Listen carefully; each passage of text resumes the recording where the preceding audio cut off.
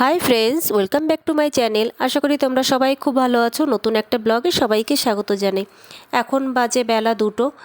তো এই সবেই সিজার নাচের ক্লাস থেকে বেরোলাম, আর বেরোনোর সঙ্গে সঙ্গে বৃষ্টি শুরু হয়ে গেল। তো দু এক ফোঁটা করতে করতে বেশ ভালোই বৃষ্টি পড়ছে। তো আমি তো ছাতা মাথায় দিয়ে আসছি, আর সিজার ছাতার নিচে আসতে চাচ্ছে না, কারণ ও বৃষ্টিতে ভিজবে। আর স্কুল থাকলে ছুটির সময় বৃষ্টি হলে পারে তখন কোনো কোনো সময় ভেজে। তো আমিও ভাবলাম যে সেই তো বাড়িতেই গিয়ে স্নান করতে হবে, ও তো স্নান করে আসেনি, আর আমি স্নান করেই বেরিয়েছিলাম। তো বললাম যে ঠিক আছে, বৃষ্টিতে ভিজতে যাচ্ছে তাহলে ভিজেই বাড়িতে যাক, বাড়িতে গিয়ে ভালো করে সাবান শ্যাম্পু দিয়ে স্নান করে নিলে পারে আর ঠান্ডা লাগবে না।